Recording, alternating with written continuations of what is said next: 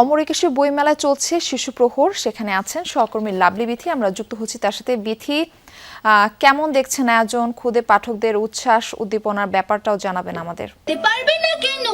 আমি গেলে ও খুদে ছাড়া পাঠকদের পেলেই উচ্ছ্বাস আমাকে খেয়ে উদ্দীপনা সেটা ফেলবে। আসলে ব্যাখ্যা করার তাহলে কিছু তুমি নেই। ওকে বাঁচাতে সেই চাইছো 11:30টায় শিশু প্রহরের যে অন্যতম মূল আকর্ষণ পাপেট শো, সেটি শুরু হওয়ার কথা ছিল। তারপর বিদ্যুৎ বিভ্রাটের কারণে গতকালকে যেহেতু বৃষ্টি হয়েছিল, বিদ্যুতের লাইন ক্ষতিগ্রস্ত হয়েছিল, যার কারণে 1 ঘন্টা দেরি করে শোটি শুরু হয়।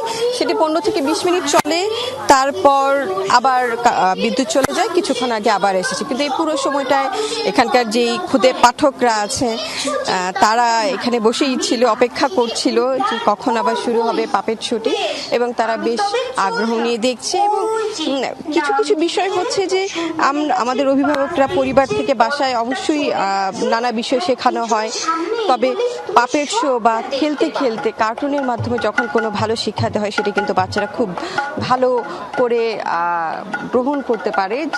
যেটি দেখলাম হচ্ছে এখানকার যে পাপেট শো হচ্ছে, এখানে নানা ধরনের ভালো ভালো কথা, শিক্ষামূলক কথা হচ্ছে, এবং শিশুরা সেগুলো আবার বলছে যে এই কাজগুলো করতে হবে, যেভাবে যেভাবে দেশকে ভালোবাসতে হবে। আর পুরো বইমেলার কথা যদি বলি, বইমেলায় অন্যান্য দিনগুলোর মতোই খুব একটা তেমন ভিড় আমরা দেখতে পাচ্ছি না এই মুহূর্তে।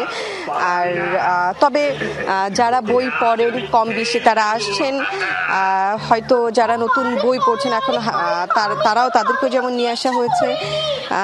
হয়তো কোনো শিশুর হাতে খড়ি হয়নি এখনো, এমন শিশুকেও নিয়ে আসা হয়েছে শুধুমাত্র বইয়ের সাথে পরিচয় করিয়ে দেওয়ার জন্য। তবে যারা হচ্ছেন বই পড়তে ভালোবাসেন তাদের কাছে যেহেতু বইমেলা এবার 18 দিনের হয়েছে, সময়টা খুব কম তারা বলছেন।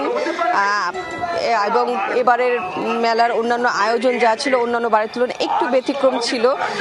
অনেকটা বলা যায় যে ধারাবাহিক যে রীতি চলে এসেছিল সেটি এবার মানা হয়নি। সবকিছু মিলিয়ে বলছে যে আগামীবারে বইমেলার ব্যবস্থাপনা ভালো হবে এবং সেটি আরও জমজমাট হবে, এমনটা আশা লেখক প্রকাশক যারা আছেন তারাও করছে।